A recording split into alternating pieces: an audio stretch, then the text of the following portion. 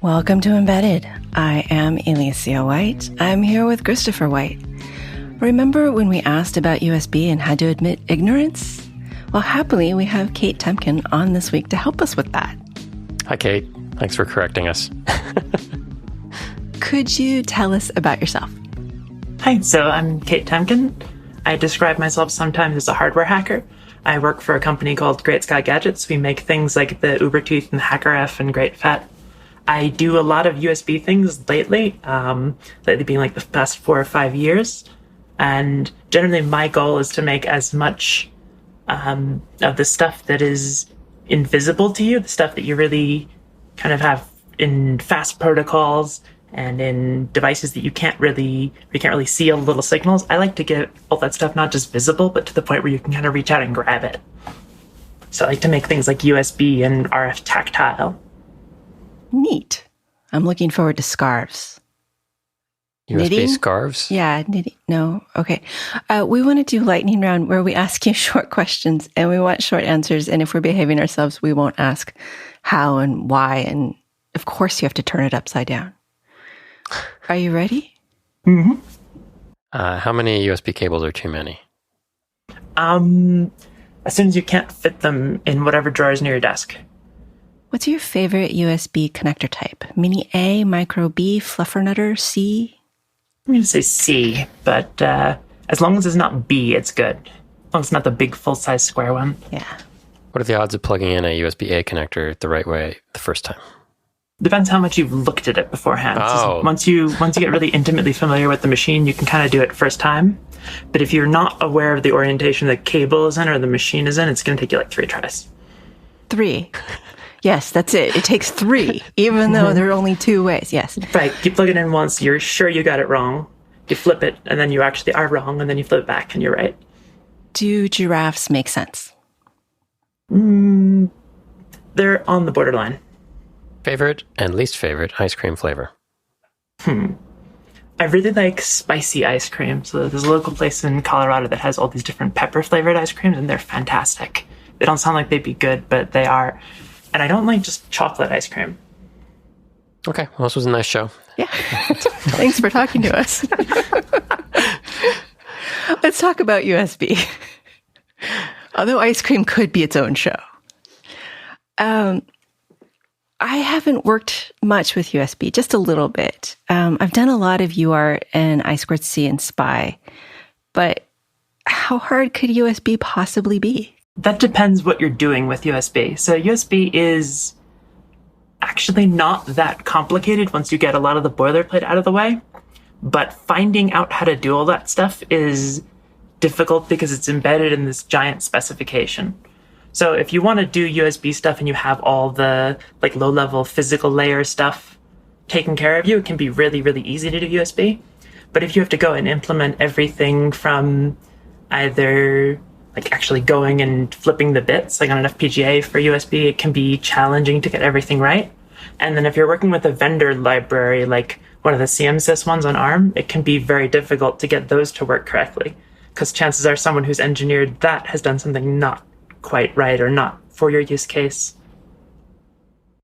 But the CMSys ones are the ones the vendors provide. Those are the easy path. Are you saying don't take the easy path? It's not necessarily don't take the easy path, but look at exactly what they're trying to do with those libraries when they give them to you. Because a lot of times what they want to do is they want to give you a reference design that's going to get you up and running really quickly. And it may get you up and running really quickly in that environment and with exactly that setup. And sometimes with some vendors that works, but with especially like the cheap little chips like the Atmel SAMDs and the STM32s, those tend to have really interesting limitations on their USB that the vendor libraries don't really make apparent. And because I'm just using it to get their example code running and I don't know much about USB, I'm not likely to know where the corner cases are going to bite me. And generally, you're not necessarily... A lot of times when they do those libraries, they are doing exactly the same thing you are, where they're getting that exact example running, and they haven't been able to exhaustively test all of the different things that you might want to do with it. So if you go and do something that's different, you might find that there are assumptions in that USB stack that are either just things that they didn't, your application is one that they never thought of, or that they're just paths that they never tested because they were able to get their demonstrations working and then they never moved on from there. When you're talking about USB and you're looking at a new project, do you start from scratch, or do you start from like the COM port or keyboard device classes? So it usually depends on the individual project, but most of the time I actually tend to avoid the different class devices unless I need something that I really want to have one of those drivers bound to, because vendor requests, so control requests, the stuff that's not covered by any of those classes, the stuff that's really vendor specific, those are super, super easy compared to a lot of the rest of the stuff. They require almost nothing. But then don't I have to create a custom driver? How will my Windows box or Unix box talk to something that isn't standard? So the lucky thing is that there's actually nice user space drivers for those things. So like libusb on especially like Mac OS and Linux is very, very easy to do things that are just poking a USB device. So if you don't need the speed of constantly being reacting to things really quickly, if you can take a little bit of latency, then not being in the kernel makes it really, really nice to work with things in the user land. And it's a little harder on Windows because you have to go and get the driver bound to libusb. But after that, if you're just doing simple things, libusb and those kinds of user land drivers make it really, really nice. Can you quantify the limitation? Like, is it, I wouldn't want to put something that had to react in 100 milliseconds in user space, or is it more like a difference between 10 milliseconds and microseconds? Or So it really depends on the configuration, but if you look at Linux, the scheduler on Linux has a finite granularity that they just call hertz. And that scheduler granularity is kind of like your process only gets scheduled so frequently, and that granularity is kind of determining how quickly you can respond. So if you're down in the case where like you really need no latency, like you're going to be grabbing video and you want to throw that up on the screen, as soon as you can, with no lag, that's the kind of place that it makes sense to be in the kernel. But luckily, those kind of cases are usually things where there's already a driver, like you're doing a USB video class device. So chances are, if you're just spamming data and you want to just get it fast, you don't necessarily care 100% about the latency, you can just do that stuff from the user land. That's stuff like HackRF, stuff that does like really high throughput software-defined radio stuff that's just blasting out bits. That stuff actually uses entirely user land drivers. So there's not a kernel driver that's typically used for that. Okay, that's what I was going to ask, because there's no throughput limitation. It's just mostly latency. No, as long as you do things correctly, there's very little in terms of throughput limitation, because especially on like USB 2, your throughput is tied to like 48-ish megabytes per second anyway. The theoretical maximum is like 53. So with protocol overhead and the computer actually doing the scheduling, you're probably not going to hit the point where you're really throughput limited in your process. That's interesting, because I was going to say, well, why don't I just use a serial port? But if you're talking 48 megabytes per second, that's why I wouldn't use a serial port. And then the thing is, if you want to use something that's serial port-like, but still have that kind of throughput, there's lots of stuff you can do that looks and acts a lot like a serial port, acts a lot like a UART, but is over USB. So the USB has this thing called the communications device class, which is the general class for things that let you use telephones and Ethernet and things like that. And one of the specific subtypes is called ACM, which is for any abstract kind of control model device. One of the subcategories of that is actually meant to talk to AT modems, so like the old Haze, old AT modems, where you're sending serial commands to a modem and it's responding. Wow. A lot of things just use that, say I'm an AT modem, and then wind up just using it as a UART-ish device. So essentially you're lying to it and saying, I have a modem here, in order to get what is effectively just a USB connection that your computer thinks of as a UART, because it would normally use that UART to talk to a modem. And the nice thing about that is it's not really, it thinks your hardware is talking at a given baud rate, but it doesn't necessarily need to talk to your hardware at that baud rate. So you can spam all 48 megabytes per second to your device, and it counts on your device to actually go and slow that down and put that out at the correct UART baud. And what that means is if your device doesn't actually care about talking to UART, it can just take that data as fast as you want. You can have something that from your computer side behaves like a UART, but is actually going as, pretty close to the full capacity of that USB bus. So to do USB like that, I need to understand the computer side as well as the device side. So if you're doing it with a CDC driver, that's the kind of thing where you don't need to understand the computer side as much. It shows up as a virtual COM port on Windows. Once you have the driver set up, or on Linux or Mac OS, it shows up either as like dev TTY ACM0 or like dev TTY and the serial number on Mac OS. So it looks to the computer side like a serial port that just ignores your baud rate settings. But on the device, you need to understand that it's USB. But you said that we can do other things, more direct things. Why do the more direct things instead of this ACM? That seems fast. Problem solved. So the general case reason that you don't want to do the stuff that's direct over like bulk is because there's no packet framing over something like TTY ACM. There's no concept of like a command and a response. Whereas if you're using the basic direct stuff, you're using control requests. Those are the mechanisms that USB provides for doing things like getting the device's name, getting the device's vendor ID and product ID. It lets you specify your own vendor-specific ones of those, and those come framed as commands already. And usually the USB stack you're running on your device will go and say, here's a command with a few arguments. Now I'm giving you a chance to either receive data or respond. So you actually have this nice built-in kind of command framing.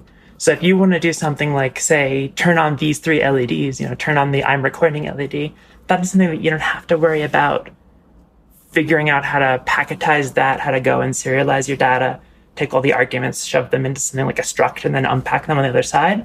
They come to you as a command already. You said USB stack, and we talked a little bit about CMSys stacks.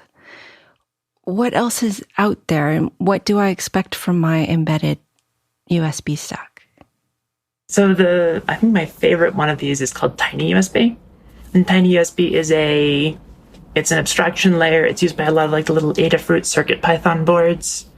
And it is a really lightweight way to get a bunch of pre-made USB device types working out of the box. And if you're one of the supported processors, it's very nice to just kind of, like, it gives you a blinky, essentially, that with all the board support packages and everything for that processor. And if you have a board they support, it's even easier, because then you can literally run Blinky without doing any platform setup whatsoever.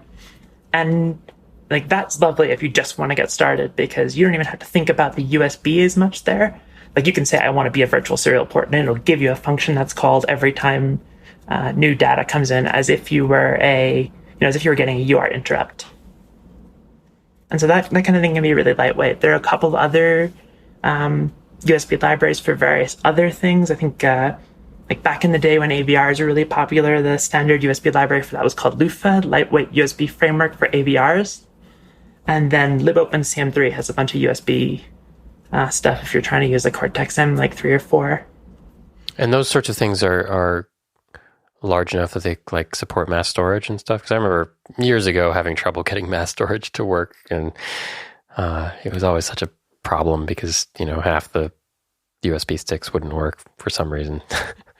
So a lot of them do support what's called bulk-only transport, which is probably the simplest way of doing mass storage. Essentially, it gives you the equivalent of a UART in and a UART out, and you exchange SCSI commands over that. The downside of that is that you have to then handle all the SCSI commands and everything. So you get a block right, and you have to go and handle that correctly. And being able to do things like all the sense detects and all the get all the metadata up to the operating system correctly, or whatever you have that USB device plugged into, getting that stuff to be compatible is still a challenge, even if the mass storage layer works for you correctly. Do most of these stacks run on an operating system, or can I run them without an operating system? Depends what you mean by operating system. So from my perspective, an operating system is more of a way of thinking about something than an individual layer of software. right? If I'm running an operating system, whether it's a full-scale Linux or like an RTOS, I'm thinking about that as something that I am letting take responsibility away from me, right? And so if you want the full stack of things to take responsibility away from you so that you can work in your little section, then chances are you're running some kind of operating system, right? And you're kind of in your thought process. Whereas if you're going and writing every bit of that and I've had projects that start off as just like, I'm going to do this really simple event loop, and eventually, a year later into the project, it has a scheduler and has memory management, and I've put all these individual pieces in. And no point during that was I thinking I'm writing an operating system, but suddenly the whole thing kind of sneaks up on you, and you're like, yeah, okay. Well, now that I have a scheduler and I have a heap and I have malloc and I have all these nice things, I basically have written an operating system. And now that I'm porting it to a different platform, I have the hardware abstraction layer, and I've come full circle. I could have used an RTOS to begin with, and I would have been done with all of this. So whether or not you have an operating system, I think depends on how you're using the software and using that stack. If you let it do most of the stuff for you, I'd consider that having kind of an operating system underneath you.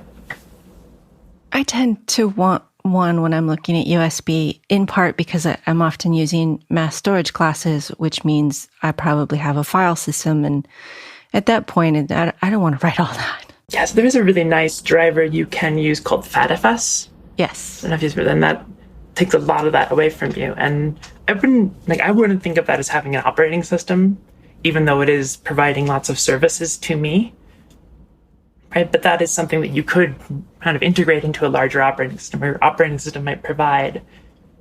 But again, if that's the centerpiece of what you're thinking, I'm going to run this thing atop of a driver like that, and really like that is, I'm just adding my application on top, then you're thinking about that as an operating system.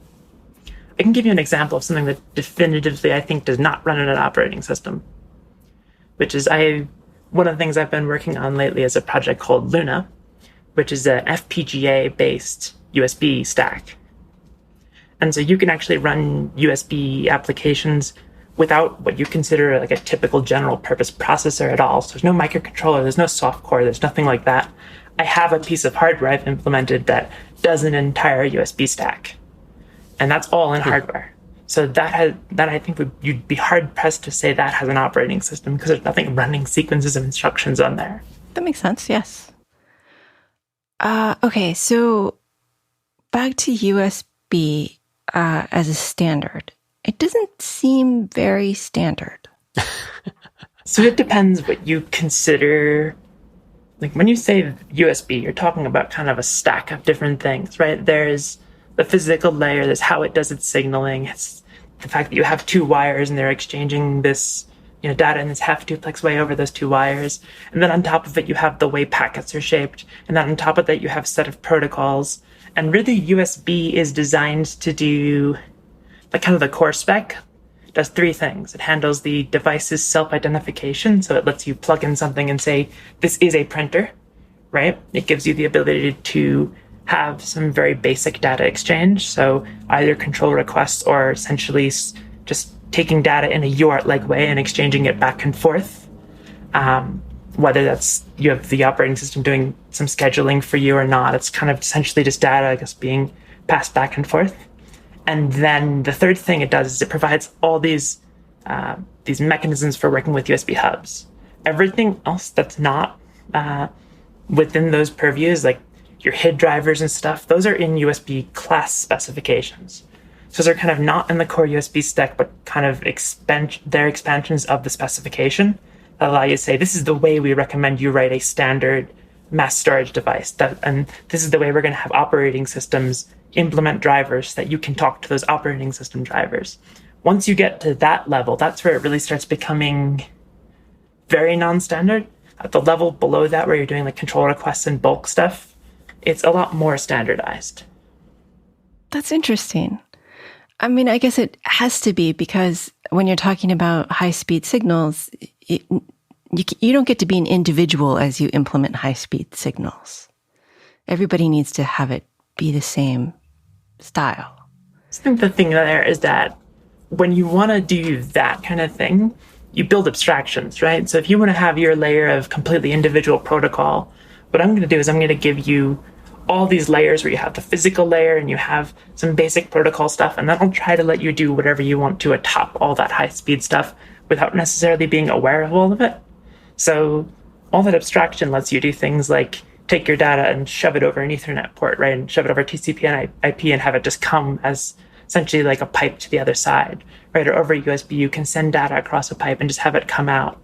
And so the idea is not necessarily to make it so that there's a standard that everyone has to talk exactly the same, but instead to give you kind of a standard foundation that everyone can talk atop. That does make it difficult when you have odd problems like a thumb drive working on one computer but not another, or working when plugged into a hub but not when plugged in directly. How, as an engineer designer, how do I avoid those corner cases that just frustrate people? The best thing you can do is to find something that already works, that you know works well on a lot of different cases, and try to be as close to that as possible for two reasons. One, it's going to have a lot of existing tests, so hopefully people have run into those problems before. But also there's kind of this effect in a lot of these hardware protocol development layers where instead of having the specification be the only thing that's limiting behavior, you also have what Windows does. So if you take a USB device and plug it into Windows, and Windows does things a specific way, then people will go and build devices. They'll test it against the way Windows does things, call it a day. And then if Linux does something by the spec but differently, all those devices might not wind up working on Linux. And then the Linux developers have to go and figure out why that's happening. And eventually they start kind of heading more towards this is the right way to do it, but also this is the way Windows does it. So this is kind of the specification on top of a specification. That seems wrong, really wrong. But, I mean, it does happen with things that seem as straightforward as thumb drives. So when you say find something similar, do you mean hardware similar, software similar, application similar? So the best case scenario is you can have something that is, like if you have something that does exactly what you want on existing hardware and software, if you can take that, then that might be a more expensive solution for you, but you're going to save an engineering time, right? So in that trade-off, you can say, well, I'm not going to have to debug things if I have something that's almost, or, as close to exactly this thing as I can, right? And that's one of the reasons why the FTDI chips are so popular, is that you can get something that someone has already done all the engineering on, and then build your abstraction on top of this thing that, that talks serial atop this exact piece of hardware that everyone winds up having in a lot of these different devices, right? You don't have to think about all those details. So if you don't want to be frustrated, if you want to minimize your engineering time, like you're doing a one-off product, you're better off staying with something that is very close to the application you want to actually accomplish there, the application you want to build towards there. It sounds like you're telling me to buy my USB things instead of build them. And if you can, it really depends on the kind of thing that you're looking for, right? There's always a trade-off in engineering. And if you're optimizing for the least frustration possible, the best thing you can do is to buy something that already works, right? And if that means that, people laugh about, buying a consumer product and getting a Raspberry Pi inside, because, to a lot of people that seems like, okay, you're getting this whole big pre-made block, and, using that, a lot of people rationalize that as lazy or whatever. But if you're producing a few of something and you already know that solution works, that can be a way to save on the non-recurring engineering cost of developing that product, even if it costs more for every product you make. So I think there's actually a lot of validity in using solutions that are closer to kind of canned solutions or pre-made solutions. How do I choose which USB stack or USB standard or spec or whatever it is? USB 1.1, 2.0, C, 3, 4? What are all of these and how do I decide what the latest shiny is versus what I really should be doing? So you're going to ignore USB 1 and USB 1.1. Don't even look at those because those are superseded by USB 2. USB 2 contains all of the stuff for USB 1. So essentially everything that is in, even if you have like a low speed or a full speed device, those behaviors are still specified now in USB 2. So choosing whether you want to do a low-speed device, a full-speed device, or a high-speed device then is going to depend on your throughput requirements. And what the hardware that you can get for lower price can give you, right? If I need to push through 30 megabytes per second, I'm not going to go for a full speed device, because a full speed device can do 12 megabits per second, right? But a high speed device can do 480 megabits per second, which winds up being 60 megabytes per second of actual signaling, and something like 53, after all your protocol overhead, of 53 megabytes per second of ideally of data that you can exchange. Where when you start getting to requiring more than that, then you start looking at USB 3. And then if you need stuff that is even more than that, or that has the capability to do things that you wouldn't normally do via USB, USB 4, which I'll admittedly, that's relatively new. I'm not an expert on USB 4 yet, but USB 4 packs a lot of other applications into the USB-C connector. So things like being able to take a PCIe device and connect that via USB. If you're one of the people who know that you need something like that, you're going to look at USB 4. The chances are, if you're saying I have a little embedded thing that I want to connect, you don't have a reason to say that I want like DisplayPort or PCIe off the bat, then you're probably looking at either USB 2s in low speed, full speed, or high speed, or super speed in USB 3 or 3.1, which is kind of there was a naming convention of like USB 3 and then USB 3.1, and then that wound up becoming like super speed Gen 1, super speed Gen 2, and they may have made a mess of the naming conventions, but all those kind of things are basically different speed grades under the USB 3 specification. Would you say the breakdown is kind of, I need gigabits per second versus megabits per second? If you're getting over, hundreds of megabits, it's time to look at something more complicated like USB 3. Yeah, if you're getting to the point where you need, if you're getting to the point where you really need to like push data as fast as you can, basically if you're a hard drive or you're a solid state drive, if you're that kind of thing, you want to connect that via USB, then you're looking at USB 3. If you're looking at something where you need to be able to get, tens of megabytes, then you're looking at USB 2's high speed. If you want something that's going to exchange, the high kilobytes of data, then you're looking at USB full speed. And if you want something that's going to give you events very rarely, like a keyboard or mouse, you're either going to be full speed or low speed, depending on your power requirements. And C is just the cable type, right? C is the connector, and it implies some things about the cable that are connected to it, but there's different cables that can go to the same connector. So if you were to look at USB-C, there are. Why is that? So USB-C has a reversible connector, right? Which means that it can never be upside down. Right, theoretically. If somebody does things correctly, then the cable can never be upside down. You can plug it in either way. And the way they do that is by taking the connectors and putting them on both sides. And in that row, there's the USB 2 connection, one USB 3 connection, some what's called a sideband line, which is just a line that you can use for whatever you want when you're not in USB mode. And then there's these communication lines that are used to negotiate like power delivery. And those exist on both sides of the device. And theoretically, like if I buy a cable, I can buy a cable that is meant for high speed, it's meant for USB 2, in which case it only has the two USB lines on one of the two sides implemented, and then it's connected through on both sides of the cable. And then the connectors themselves have the ability to identify which way they're plugged in. And it's the host computer's responsibility to go and say, okay, I'm either going to use the top USB lines or the bottom USB lines. So you wind up with a nice cheap cable that only has, one set of USB data lines connected that is for USB 2. And then you can have the Superspeed cable, which theoretically is very similar, except that it has the Superspeed lines populated, which is another 2 pairs. So you have a Superspeed transmit and a Superspeed receive, 2 differential pairs for those. And then if you want to go even further than that, the newer specs for USB allow you to communicate twice as fast by using both the bottom and top connectors at the same time. So eventually you have cables that have not just the top connectors or not just one side populated, but have both sides populated. So now you have all these different kinds of cables that are all connected to the same connector. That explains my desk drawer. Yes. And for additional confusion, Thunderbolt is the same connector.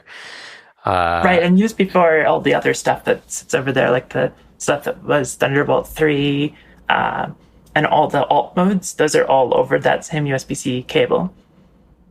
So you can go and buy a USB-C to A cable. That's one of the ways that you can have things hooked up. You can buy a USB-C to micro B cable. You can go and buy a USB-C to DisplayPort cable, or a USB-C to HDMI, which winds up being HDMI over DisplayPort, or you can buy a USB-C to audio cable. There's all these things called alternate modes now that take the USB-C connector and use them in completely different ways. So they try to do everything with this cable, and with this connector rather, and as a result you have a lot of possible cables that have that connector on the end. Didn't someone say, hey, everybody, this is a terrible idea? I have a different opinion. I think it's a lot better, but it's also a lot worse. That's two opinions. So the thing is with that, it really depends on whose perspective you're looking from, right? If you want to have a single laptop that has 8 ports that can all do all of these things, that's a fantastic thing for the user, because the user doesn't have to care. The user has one type of port and every cable connects into there, right? And it can do charging. It can do things like, it can be a traditional USB device. It can be a fast USB device. It can be a really fast USB device. It could be something that's connected that you would normally have like a sitting inside, plugged into a motherboard on a computer, like a PCIe device. It can be your display out. It can be your audio out. It can be all kinds of things. There's even a debug specification for that, where you plug in a cable that has a certain special configuration, and then you just get GPIOs out of it, assuming your device supports that. And it's not always GPIOs. It's essentially whatever the designer wants to use those I/O for. But so all these things are over that same connector, and it sounds great until you as an implementer are sitting there and saying, okay, I want to make one of these connectors now. How many of these things do I have to implement? And then if you don't implement all of them, then suddenly you have a laptop that has 8 of the same ports, of which some of them do video, some of them do charging, some of them do USB in the really fast configuration. And all the semantic meaning that was inside that connector is suddenly lost. So you have a lot of convenience until you don't. Yes. Better and worse. All right. Well, and you said a host. And usually when I think host, I think my laptop. And as you were saying, ideally my laptop has a few ports and I can use whichever one is handiest. But with USB-C, actually, since USB on the go, it isn't always a computer that's the host. Sometimes it's my device that's the host. Is that ever a good idea? I mean, I think it can be, because the USB signaling is very similar between host and device. And if you can do both, that can be nice. One of the things that Apple introduced a while ago when they introduced the Thunderbolt connector, their overloaded DisplayPort connector in the original ones, was they had the ability to let you take a computer, plug it in with that Thunderbolt cable to another computer, and then boot it up essentially as a big flash drive. So essentially take that hard drive and make it accessible for another machine, which sounds like it's a really nice thing to have around, right? And now in their modern ones, you can actually take the old laptop that you normally throw out and use it as a display, right? Because they let you do that. They have firmware for that, lets that host act as a device. And I think that really one of the things that is unfortunate about USB is the way this one single quote-unquote universal specification has grown into all of these disparate things, means that there's lots of things that are almost bolted on. And so like having a dual role device, a device that can be both host or can be a device, is a great idea. It would have been really nice if we had something that was kind of a plan for that from the beginning, or a better way of indicating those things. So technically by the USB specification, if you have a dual role device, it's not supposed to have a B connector on it. It's not supposed to have like a little micro USB B connector on it. It's supposed to have a special connector called AB, or micro AB. And that is, it looks almost like a B connector, and it's compatible, but it's slightly different. And in the end, because it's a different connector than people were using, and it's relatively rare, And often what winds up happening, the reason you get these on-the-go devices is not necessarily because the manufacturer wants to develop an on-the-go device, but instead they took a microcontroller or an application processor that has USB ports that can do either of the two, and they just kind of brought it out to a micro B connector, saying this is going to be a device. And also we can do USB host. You kind of get these shoehorned in abilities instead of just the default ones. And in, I think, the worst case, you get a device that has a nice USB-A socket that's meant to be used as a host that can also be used as a device if you get an A to A cable. Right. The A to A cable. It's like the definition of wrong. It is the forbidden cable in almost all cases. USB-C even took having that be the most wrong thing, or not USB-C, USB 3 made that be something that was no longer the singular most wrong thing because they added a specification blessed USB A to A cable inside their debug spec. And so that is just the USB 3 lines. There's no USB 2 lines in that cable, but it is an A to A cable that you can use to plug in from one of your computers to another in order to do debugging from one computer to the other if both computers support the debug spec. And all of these cables look exactly the same, don't they, for the C? For C? For C. I know what a micro A is, and the USB 3 ones are blue, at least, right? They're supposed to be. They're not always. Yeah. But the C ones, they all have the same connector. They all have this. They all just look the same. So how am I supposed to know how many wires it has? So they're supposed to be labeled, but to use the label that they specify, the standard, then the cable has to be compliance tested because the logo is a trademark of the USB promoters group, the USB implementers forum. And that means that if you're just producing a cheap cable and you're not going through that process, you're either just sticking that logo on anyway, or you're not labeling the cable at all. I think some of my cables have like 10 on them, or SS for Superspeed, and a lightning bolt if they're Thunderbolt, something like, is those the kind of labels? The kind of labels that you're supposed to have. So you'll have a Superspeed 10, which is it's a Superspeed device it's good enough quality cable that can go up to 10 gigabits per second. You'll have the ones that say 20, which lets you know that they can go twice that, or like they can go twice that fast by having two sets of lines. And then you have the 5 gigabit per second ones that'll say 5, and then sometimes you'll see 5 times 2, which is a different thing than 10 because it's two 5 links on either side of the cable, right? As opposed to just one 10 link. But the labeling just never winds up being applied exactly correctly. So your best bet is either to buy a really nice cable tester. Like I have one that is from a company called LimePulse. Try to check the actual thing on here. I'm making a bunch of noise, but this cable tester is from a company called LimePulse. I don't think they make this one anymore, but there's a successor to it. Essentially, it's a board with tons of LEDs on it that you plug a cable into one USB-C connector and plug it into the other, and it just lights up a little LED for every one of the connectors that's populated. It's wonderful for doing anything with USB because you know now that if something's not working, it's definitely not the cable. So that is, I think, the best way to be able to do this. But if you don't have that, you kind of have to say, this cable feels pretty thick. It probably has all the connectors on there. The USB standards body, they make money. And it seems to be that they make money mostly from the IDs. Is that right? So the USB Implementers Forum is a big group that's actually composed of a lot of people who make things with USB. So theoretically, the major people in that group are people like Intel, who are making money by having the specification there and building USB devices. They do sell vendor ID and product IDs, but they're really, I think it's like something like $5,000 to get your own like whole vendor ID.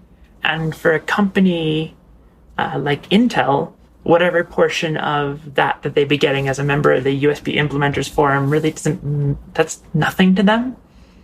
So I think that's more, the fee I think there is more to keep people from just claiming vendor IDs themselves, and kind of keep it to the people who really want them.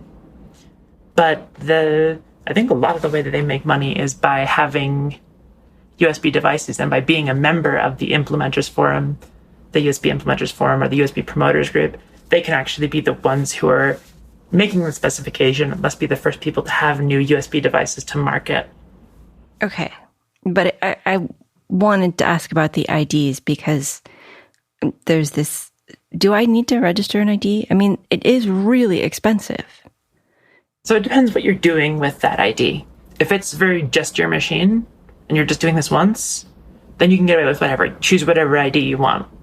The whole purpose of that ID is to just make sure that every device is universally recognizable by your operating system's drivers. So if you pick a random number and it doesn't have a driver associated with it, and then you write your own driver and it's all on your own machine, then who cares? Nobody's ever going to find out about that, and you don't have anything that conflicts with it. And as long as your devices don't get out into the wild, you're not going to cause any problems down the road.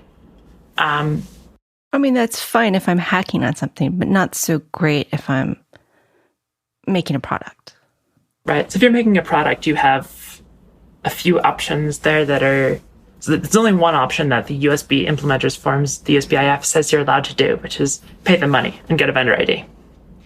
If you're willing to kind of ignore their word of law, there are other things you can do, like if you're using a Freescale chip, sometimes you can write to Freescale and they'll give you a product ID under their vendor ID, assuming you're going to buy a bunch of these chips. So they'll give you just one.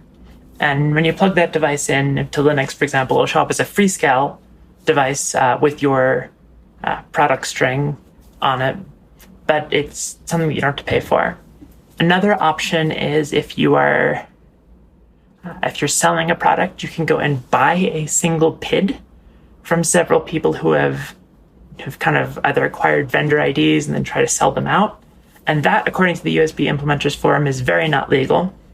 But once they've given a vendor ID to someone, they're kind of entering this contract that says this person gets to use all those vendor IDs. And though we can take the vendor ID back from them, we're also guaranteeing to everyone else who buys a vendor ID that they're getting a unique one. So they can't go and take that vendor ID that they've taken back and give it to someone else. So at that point, whether or not that person still has the blessing of the USB Implementers Forum, that's their vendor ID, and the USB Implementer Forum's theoretically never going to give it out again, right? Because that would screw over whoever got it the next time. There'd be other devices out there in the wild that have product IDs from that vendor ID.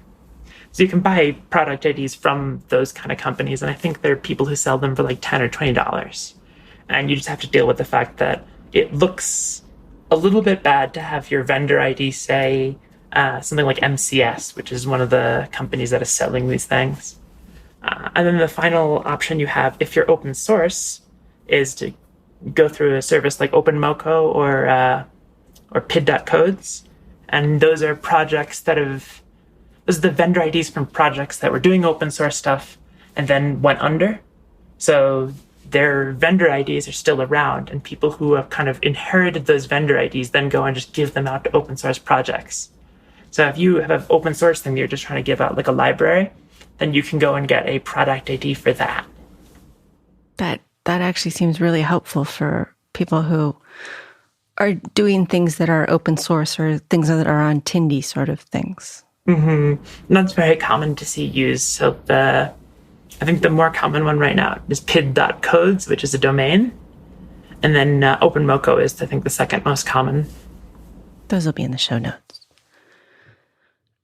Okay, so the USB IDs, those are kind of complicated. We've talked about stacks, mostly TinyUSB. Do you have any other, and you mentioned a few other favorite stacks. So the stack that I'm currently working on, which I think is probably one of the neater stacks because it's hardware. So it's a hardware stack that you don't have to theoretically write any software to use if you want to. Yeah, that's called Luna. And I can send you a link to that in a bit. But it's essentially github.com/greatscottgadgets/Luna. And that is something where if you're doing an FPGA design, or you're doing like a processor design where you're using an FPGA, or you have a couple of bucks to throw an FPGA down next to your processor, that's something where you can implement a full USB device without ever having to ideally without really having to know much about what you're doing. Like if you want something like a USB to UART converter, I have pre-made gateware that works in lots of places that you can just kind of use. So that's one of my goals in that, is to take USB and make it really accessible by implementing a lot of the stuff for you, especially if you're using an FPGA.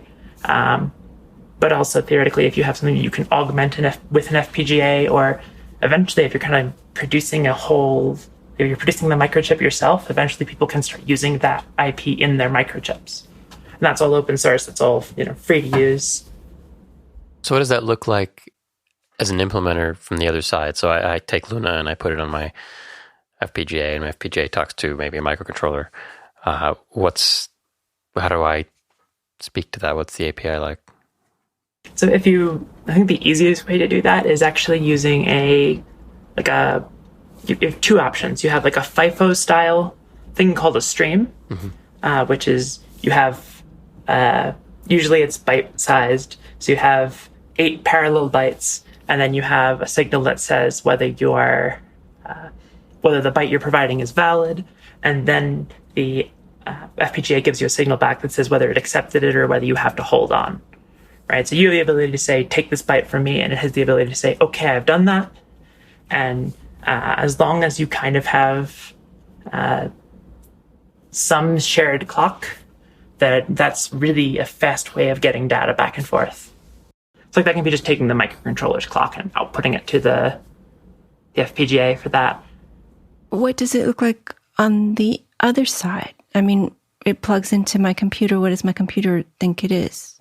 Depends on how you have it set up, but I actually have one of the pieces of gateware makes it look like a UART that you're getting on the other side. So it looks like one of those T2I ACM devices. And so your software can just open up the COM port and get data at whatever speed your microcontroller is able to produce it, up to that 48-ish reasonable kind of operating system limit. What kind of chip is on the Luna board? So there's two kind of things in terms of Luna. Luna is actually the library for producing gateware, as well as a board that has kind of the reference design. So if you were to get my reference design for Luna, that has an ECP5 FPGA, which is an FPGA from Lattice. So it's like a $4 FPGA on there. But that library works on a variety of FPGAs, including like the $1 and $2 FPGAs from Lattice, and the ones that are like less than $1 in quantity. So the chip that you use really depends. Theoretically, one of the nice things about FPGAs is, unlike a microcontroller, it's a lot easier to reproduce the same design in lots of different places, because what you have is a description of hardware, and lots of different FPGAs can implement that same description. So it's not like a microcontroller where I have ARM code and there's no way in hell I'm going to get that to run on my AVR, right? There's kind of one general way that FPGAs are designed, which is having this fabric that lets you build pieces of hardware. And all the different tools are capable of taking the same descriptions and producing those descriptions on top of that FPGA fabric. Aren't FPGA tools very expensive? Depends on what you consider an FPGA tool. So most of the vendors have free FPGA tools for their lower end FPGAs. And then there's actually an open source tool chain that's kind of like the equivalent of GCC, but for FPGAs that's entirely free. What's it called? The general case of that is either SymbiFlow, SYMBIFLOW,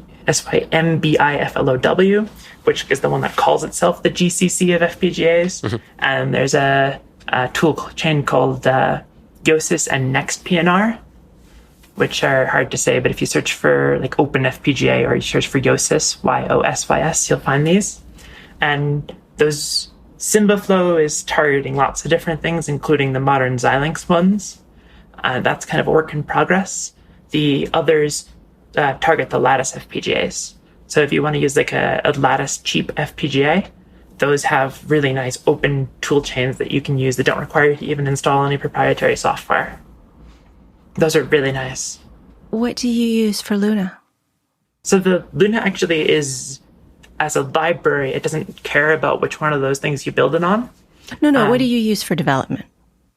What do I use to develop the stuff? I mostly use an ECP5 on the reference hardware. So I usually use that Yosis and next PNR chain. Luna, looking at the GitHub, it also says it's a USB multi-tool. Well, that's a good thing. I meant to ask you about tools. So Luna is designed to be... So originally I was actually I created the hardware first, and the hardware was meant to be something you could do for... I don't know if you have like a USB analyzer, if you've seen how much those things cost. So much that Alvaro let me borrow his, and I'm still grateful. So I think on my desk I have the Beagle USB 3 one. I think that one is only $5,000. And the fact that I say only is kind of lets you know the price range for these super speed ones. I think the cheapest commercial one that's really produced and supported is $300, and that's for low speed and full speed. The cheapest USB 2 one that's commercially supported, I think it's like $1,000, something like that. So they're really expensive devices. And that makes it really, really hard if you're someone who wants to learn about USB to get your hands on that, right? Because really, I think you never are going to fully understand everything that's going on until you have your ability to see things and your ability to kind of... I need to play with things in order to really feel like I have a good grasp on them. And so one of the things I wanted to do with a bunch of the things I've created is give you the ability to kind of reach out and touch USB to be able to go and write little easy pieces of code that manipulate USB. So that got me started on a project called Face Dancer, which is originally started by two guys called Travis Goodspeed and Sergey Breitas. They created this little prototype, and then I took that and built a library and a bunch of hardware for it that is something that lets you essentially emulate USB devices in Python. So you can mock up your own little USB device in Python really quickly. And then from there's a thing called USB Proxy that was added to that. And that was written by Dominic Spill and myself. And that is essentially something that lets you proxy USB data from one machine to another and kind of manipulate the data as it goes through there, and makes it something that you're not just like creating your own USB data, but now seeing the data that flows and giving yourself a chance to manipulate that. And so that can be useful in some cases. And then Luna was originally going to be this, like just this multi-tool that was the kind of the culmination of all of that. It's a USB analyzer. It's something that lets you generate USB data, lets you like man in the middle USB. All those things are things I'm working on. The analyzer works. A lot of the rest of that stuff is kind of coming along. But one of the things I did in building it was, instead of going and buying something that had USB pre-done, I took the FPGA, decided I was going to create something that was as low cost as possible. And so I just bought 3 USB physical layer chips, 3 USB PHYs, put them on this board, and then decided I would implement the whole USB stack in hardware myself. And that both makes it so there's an open source hardware stack that people can use, and saves me a lot of money on mass producing these things. So given that the ECP5, the FPGAs that I use in there are relatively inexpensive, that means if you wanted to build one of these from parts yourself, the bill of materials cost, the BOM cost for that is like $20. So I'm really hoping that that's going to let me actually get USB analyzers that are cheap out to people. And kind of the goal here is to have, like, the best case scenario is that, you know, we get a mass production going, and maybe some other people get mass productions of these kind of things going, because while it would be nice to produce these and sell them, I'm more concerned about having the tools be available to people. And so if people can do the whole production at like half the cost that we can, that's a win in my opinion, because then I can actually get tools to people. So that was kind of the goal there, is to have like a really cheap USB analyzer that lets you also like poke the USB packets, pretend you're a USB device, or pretend you're a USB host, or create all these little synthetic USB kind of instruments. If I'm making a new device, maybe doing high-speed data transfer from a sensor system to a computer, what do I need to know? I mean, how do I get my head around the whole problem? So that's the kind of thing where it really depends on how well you need to get things done. Right? If you want to get if your sensor is something that is, you're trying to get 5 megabytes, or like 5 megabytes of data through the pipe, then you have so much overhead that you can use there that you don't even have to worry about doing things right. When you start getting to the point where you're getting toward the limits of the specification, that's when you have to start thinking about how you want to do things. And that requires you to be more and kind of aware of the things that USB offers. USB offers 4 kinds of communication. And from the device's perspective, they all look pretty much the same. But or to a degree, pretty close to the same. But from the host's perspective, these kind of modes all behave differently. So knowing how the host is going to want to interact with you is going to inform what you do. So those 4 modes there's control, which is I'm sending data in the USB format. That's the standard way of doing little short data exchanges. You have bulk, which is I want something that acts like a UART where I can just do things very quickly, but I don't really care about latency. I don't have any real timing constraints. You have interrupt, which is probably the worst named thing in USB because it's pulled. It's not actually an interrupt. It's the kind of thing that you would use to carry data that would be generated by an interrupt.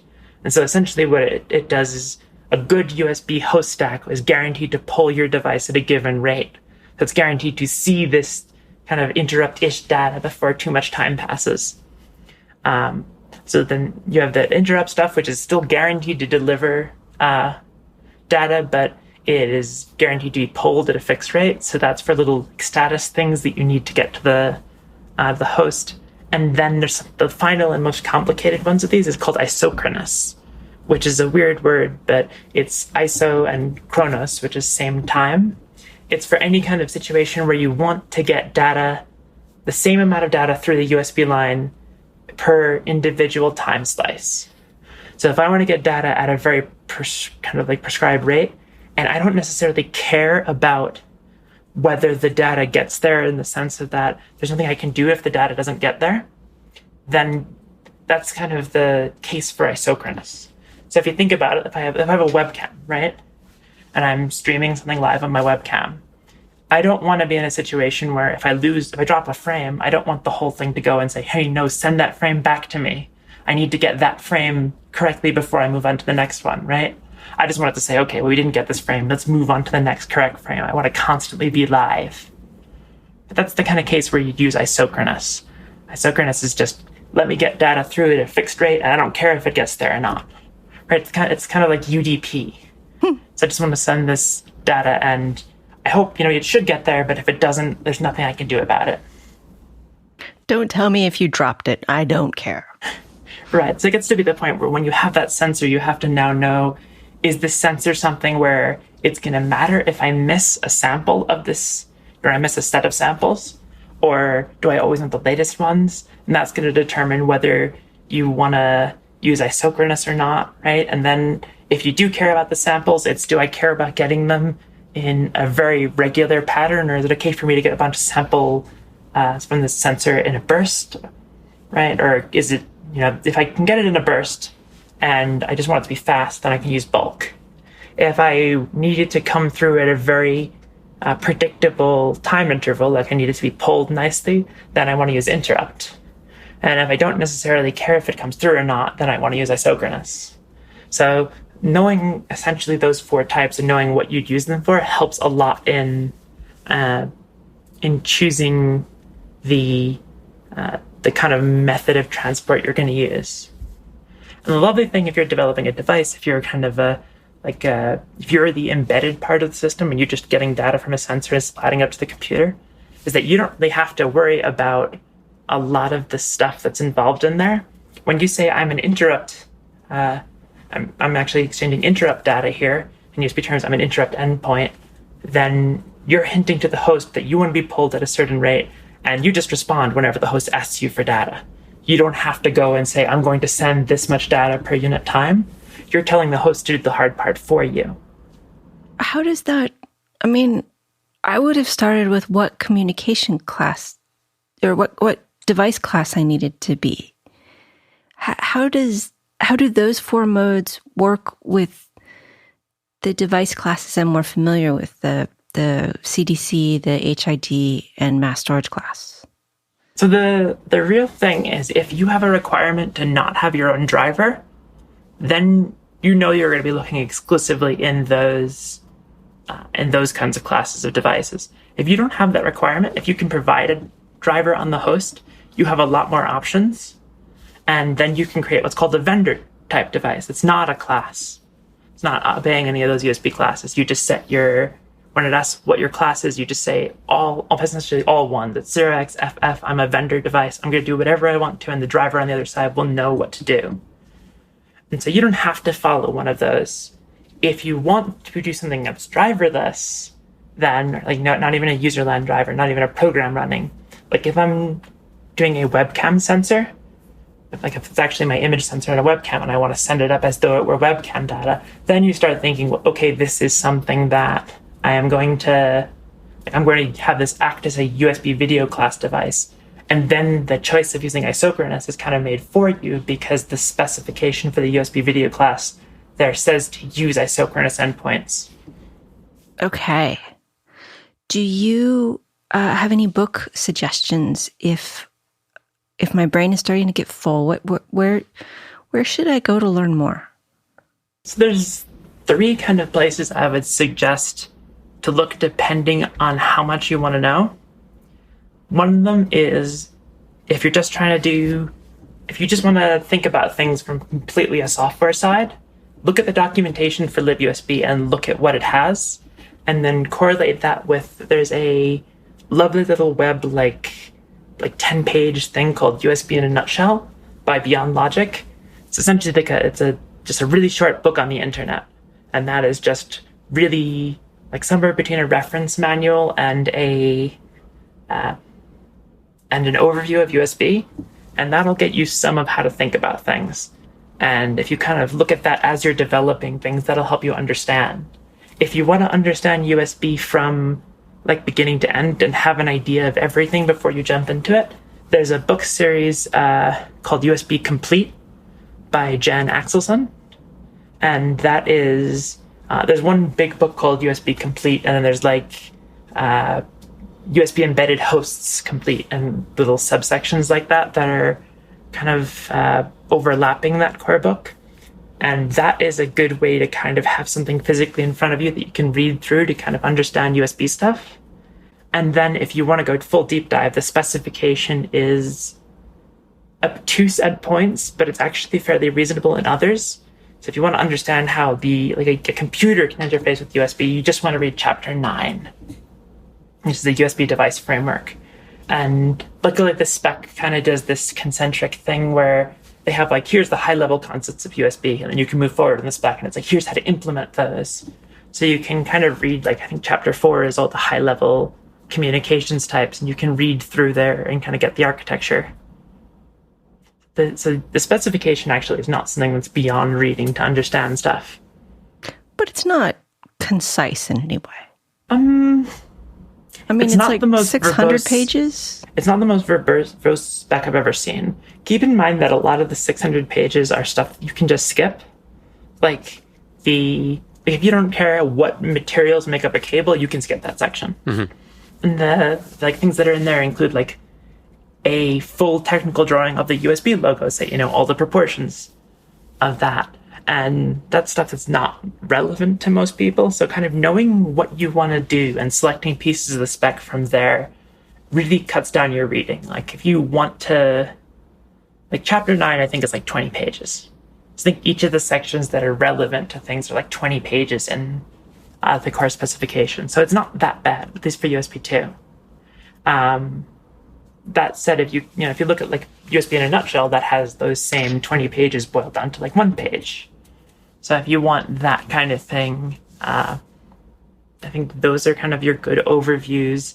If you're more interested in reading source code, I think probably another way to learn this stuff that is maybe better is to go and play with someone's existing USB code and try to figure out why they made the decisions they did based on kind of a lightweight reference document like USB in a Nutshell.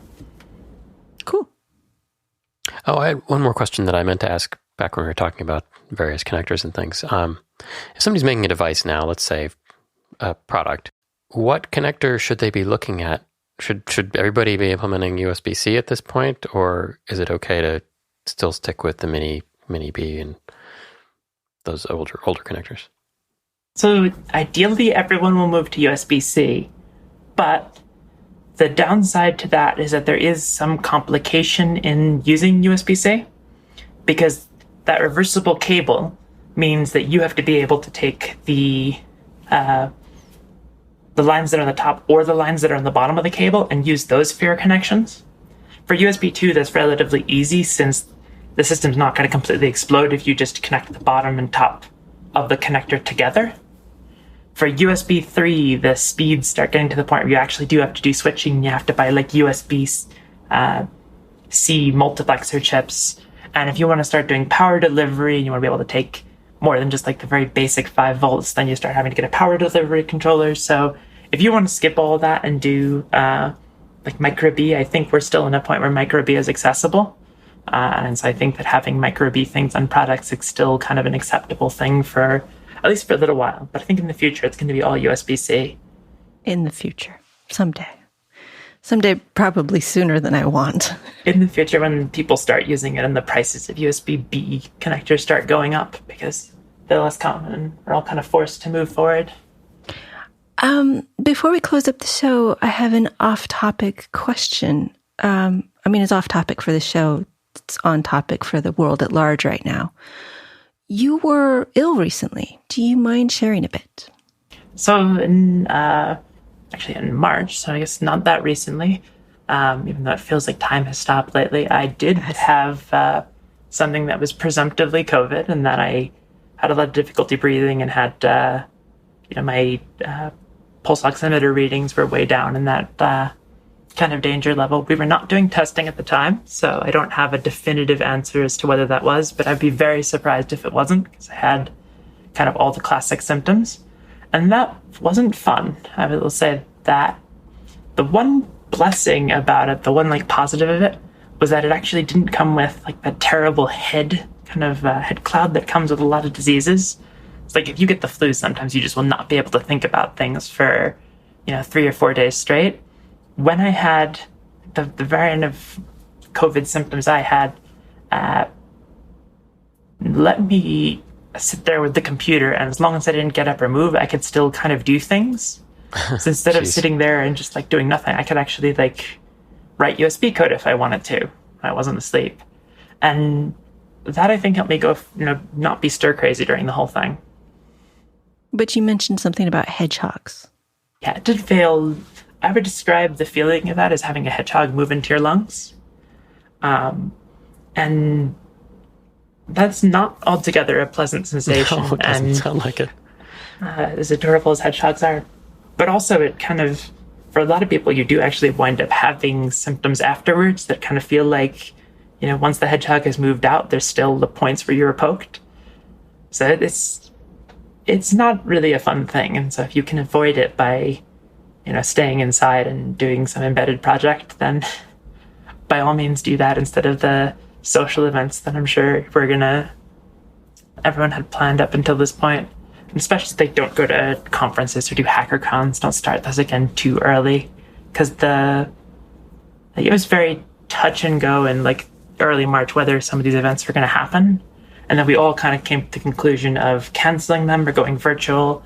And I just hope we don't start those things up too soon, because that doesn't seem like a responsible thing for us to do in our communities.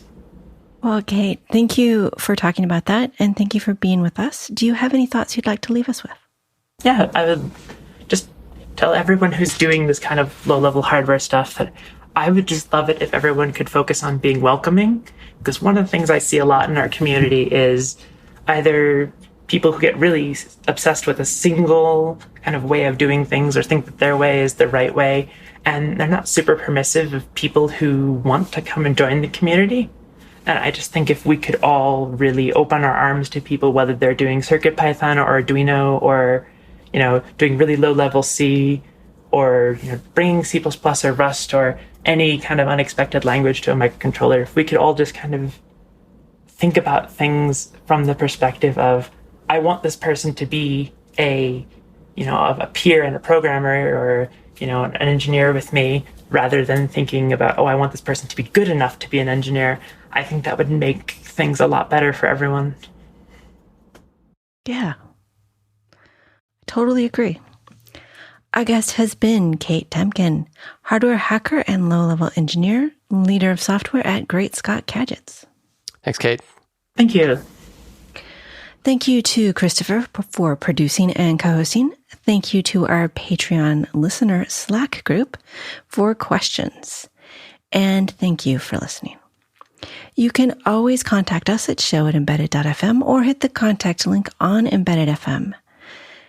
And I have a quote to leave you with. This by Madeleine L'Engle.